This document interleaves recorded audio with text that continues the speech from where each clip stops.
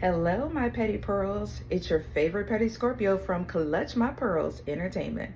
So I got a really good quote for you. And yes, I'm in workout gear. I was about to start working out, and it just came to mind that I really wanted to say this quote that I found because I think it's really, really good for some of us who have had similar experiences. So the quote today is, "Do not let the fool in someone else make a fool out of you."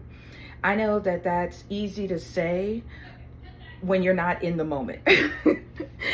I know there's plenty of times where we've been like in certain situations where someone is like, having this attack.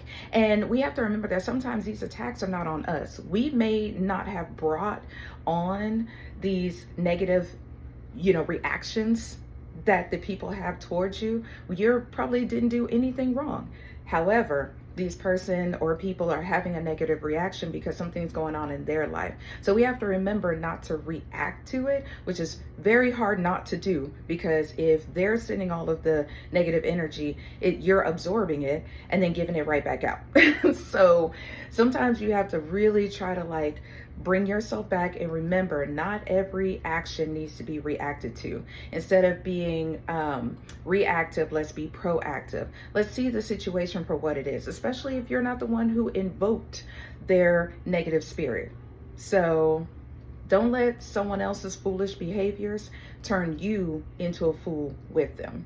You don't need to be brought down by their negative energy. You don't need to be brought down in a situation where now people are looking at you as someone who's associated with that kind of negative energy. Stand your ground, keep your head up, and never forget who you are and what you are about and what you're trying to accomplish and what you're trying to do. Never let someone take you out. As a matter of fact, when I have situations like that nowadays, I just laugh about it. I laugh about it. And to caveat to that, to go into that, sometimes you do, I know there are billions of people on the internet or therapists that say that, you should not block people. Like if something happens, you shouldn't block them. No, let me tell you something. Blocking people is a self-care, okay?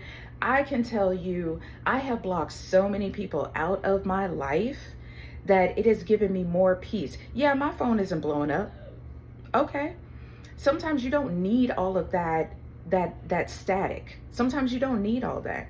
I have a handful of really good friends. All of them have different personalities. Half of them probably won't hang together because they just wouldn't connect. And I would never force them to because I know they wouldn't connect. But those other ones that were creating static in my lives, oh, block, block, block.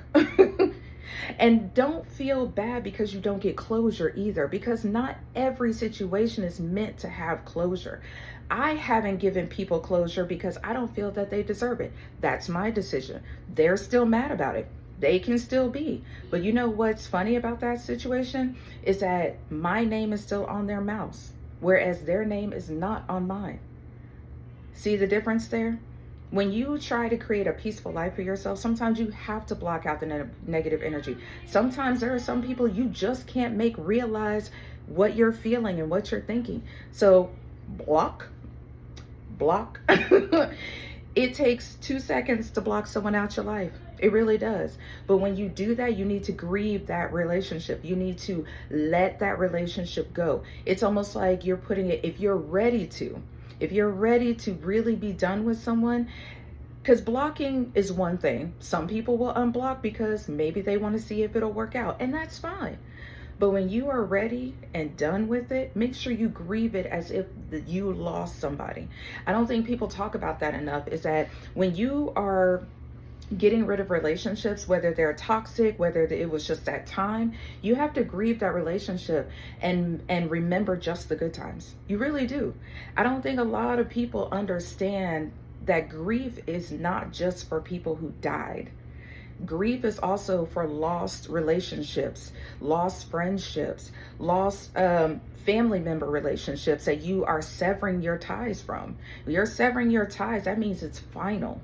And people are either don't realize that or they're afraid of it. Because once you do that, you don't go back. There's nothing there. And if you go back, you'll have to repeat this cycle over and over. So think about that when you are afraid to let something go that you know you probably should have a long time ago. let it go. Grieve it, let it go. And everything doesn't need closure. Everything doesn't need closure. So, all right, well, I'm gonna let y'all go because I really need to go ahead and get into my workout before I go back to work. So I will talk to y'all later. I hope everyone has a good day. Eat some tacos, maybe take some shots of tequila because it is Taco Tuesday and Tequila Tuesday for those who are okay after taking tequila shots. It's not me.